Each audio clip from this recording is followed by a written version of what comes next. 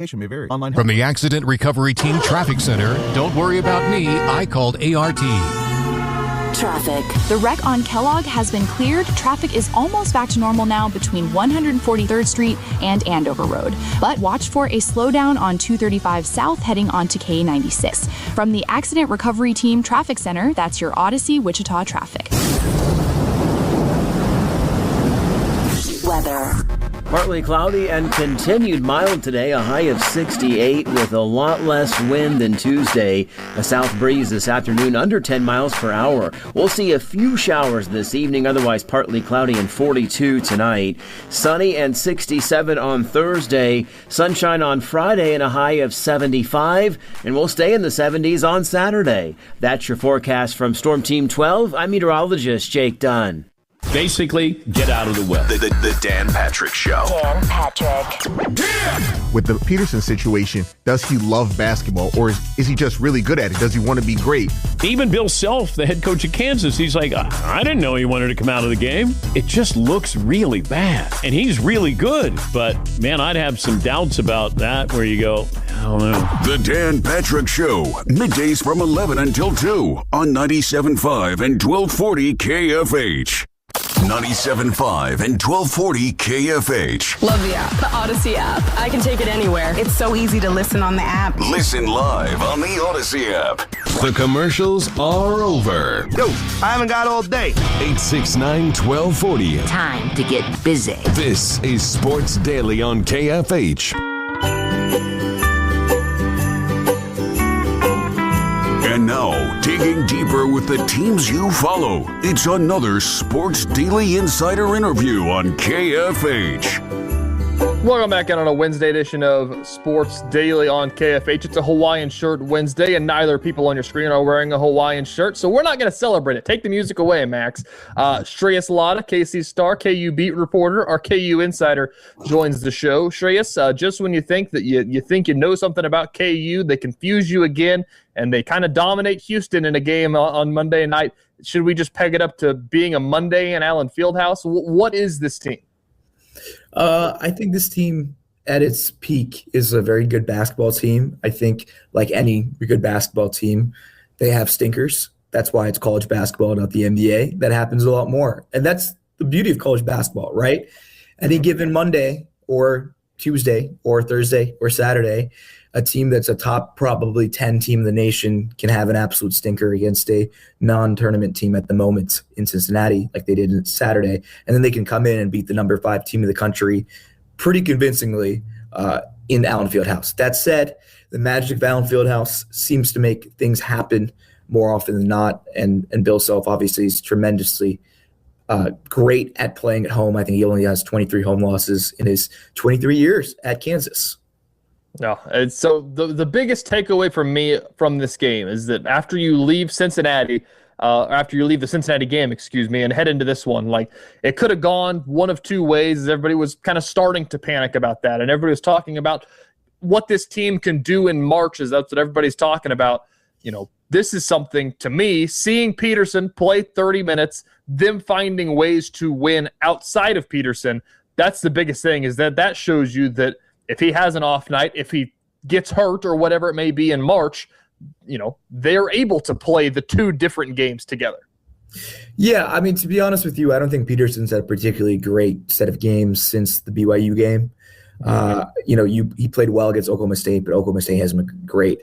I think the best version of this team at this point is going to be not overly reliant on Peterson because he's just not healthy. And that's okay. You know, like it is what it is at this point. We're at the end of February and they haven't figured out this cramping situation or if it's something else, whatever it might be.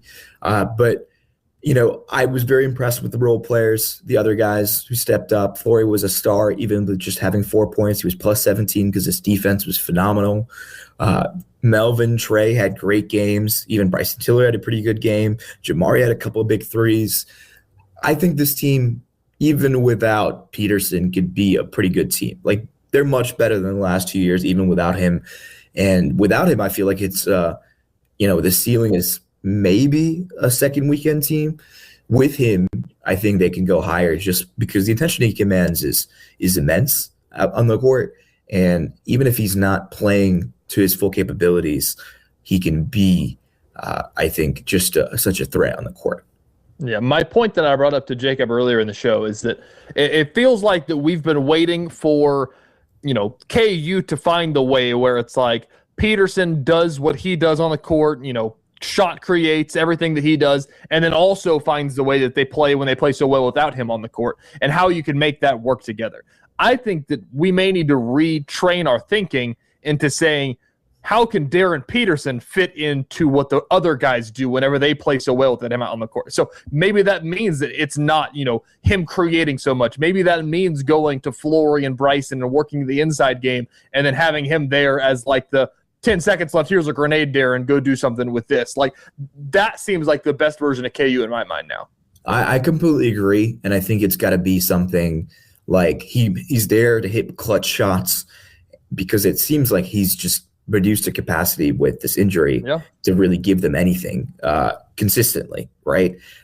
And I think, he can't force the issue. Like, this is, if they want to win in March, maybe there's a time where he's going to have to force the issue because they're not scoring points.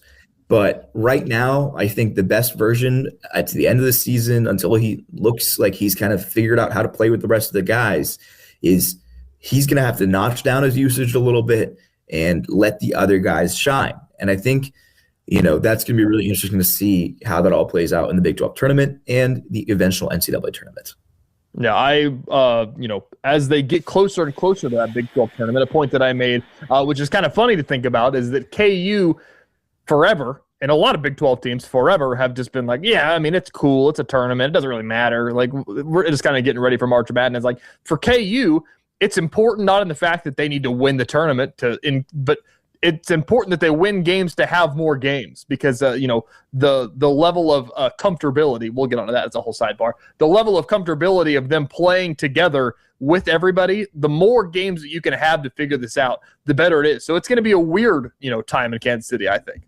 No, I completely agree, and I think they're right now between the 3 and 4 line, depending on what happens Saturday. If they lose Saturday, which I would not be surprised if they lose to Arizona at home, on the road, but the issue is Koa Pete's not playing, and I think another player's not playing, so I think Kansas has a really good shot there. But for them, at least, the issue is. But I think they absolutely need to play more games, but also right now, like, they're at a weird position seeding-wise where, like, you don't want to drop down to a 4 seed as a projection. So, you probably need to win at least a tournament game or two in the Big 12 tournament. And obviously that depends on how the rest of the season plays out. But everything, more games give more chemistry with this entire squad. I don't think we've seen them play like a team outside of, like, I can't remember the last time they looked like a team with Peterson playing. Like, it was before the BYU game. I'm trying to remember. Maybe the TCU game was the one that I feel like they really looked good together. Mm.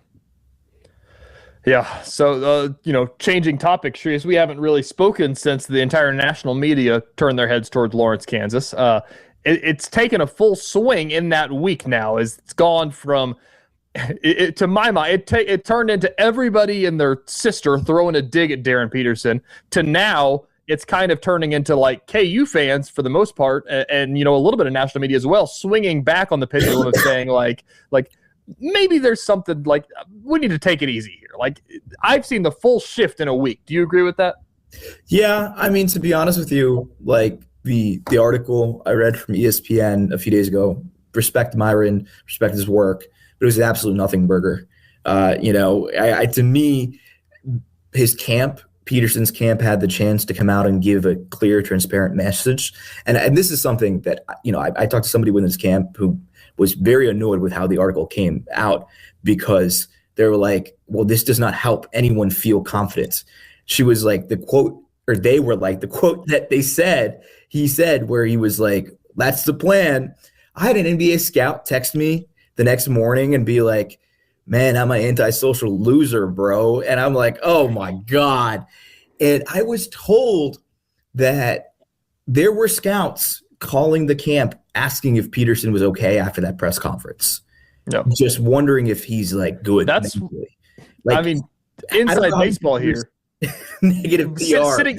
Sitting in Allen Fieldhouse, putting my story together on Monday night is that like that was the first time I've covered a press conference with Darren Peterson where I've been there, and so I was like, oh, here we go, like we're finally gonna get something, and then I'm trying to put a story together, and I'm like, all right, he gave 3 sound bites for a total of about 15 seconds, and he basically was just like, yeah, it's been hard, everybody says something, but it's fine, like I'll deal with it. And it's like, if everybody in the country is talking about it, like, perfect opportunity. You just beat the number 5 team in the country. You played 30 minutes. Like, come out and say, like, man, this sucks. Like, this sucks because I want to be out there and I want to do all this stuff. And I'm trying my hardest to be out there, and sometimes my body just doesn't let me do it. And it just feels like nothing, like they didn't say that. And again, you and I both are clearly not conspiracious about any of this stuff. It's just the messaging that's been going on is the part that's been more frustrating about all. No, I completely agree. And there are people within this camp who feel the exact same way as we feel, where they feel like the messaging has got to be better about what's going on and more transparent because it's making Darren look bad and it's affecting his draft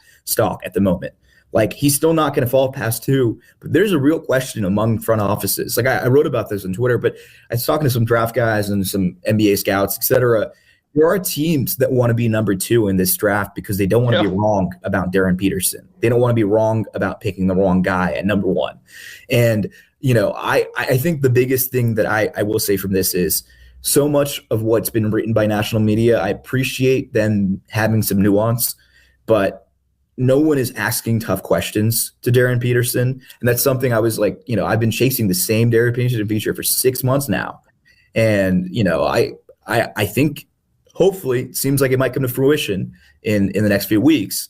But I told my boss the same thing. Like, we're going to have it, probably the last part of that interview, just be like 15 questions surrounding this situation. And if he wants to no comment it, we'll no comment it and we'll put it in the story. Like, I don't care about that because that's the pushback part is that, like, even in the press conference, like, what other questions can you ask him whenever he doesn't want to talk about it? There's a lot. I think there's a lot because but are there answers from him that he'll get? I don't need to talk to Darren Peterson. I need to talk to his parents. If his parents want to talk about it, I always like talking to parents more than kids anyways. 90% of the time, the kid is not going to say anything revolutionary unless you're Grady Dick. Most guys, like everyone I've written a feature on in the last few years, Furphy, Flory, Darren, or, not Darren, but et cetera. Like, the camp surrounding them is always much more interesting. Grady was one exception to that rule because Grady's a talker. Correct. But I think this is a massive disservice to his talent to let him not be transparent about everything going on. And it's clearly having an effect on everything. And I straight up told his camp, like, if we do this, I'm not holding back questions. I've been chasing this story for 6 months now. You guys know where I stand on the issue. And somebody told me, they were like, we've read all of your stuff. We think you're very fair and nuanced in it. We appreciate, being fair. And I don't know if it will come to fruition, but like, I can tell you this much. There are people in his camp that really want me to write this feature because they think the ESPN article and some of the other stories that have come out this week have not done a good job whatsoever of explaining what's happening behind the scenes, of explaining what he's going through. And I told them that, like, there are going to be some questions that they're probably going to be uncomfortable with me asking. I'm going to ask Darren about, how do you feel about your dad and agent being in the national conversation? Like, that's a tough question to ask a kid, but you have to ask that question. The part about it that's the weirdest right now is that, as I'm saying, we've seen the full swing that the Houston game, and even, Cincinnati, he didn't play particularly well. Houston blitzed the crap out of him. That's a little bit of Houston's thing there. But, like, this is the perfect opportunity to be like, I feel better as a KU watcher about the Darren Peterson situation after the last 2 games. He played 30 minutes. There was the part of the Houston game, he went out and he had the wraps on, and he came back in the game and played 8 more minutes. Like, that to me is him playing through things, finding ways to finish games. I feel better than I have all season about it. I completely agree, and I think the clock is ticking. Bill Self has been a little harder on him at press conferences on defense and this and that. They know what they need to get out of him, and they need him to play at least 30-plus the rest of the way. Yeah. It's the biggest story surrounding them, and they played number 5 and number 2 in the nation this week. This schedule is unbelievable, Shreyas. I can't believe it. Shreyas, appreciate you stopping by. Are you going to Tucson? I will be there. I'll be. Oh, he's going to Tucson. There you go. They're still in mountain time out there, so we'll let him get some sleep before next Wednesday. Shreyas, we appreciate it. We'll be right back. All right, thank you.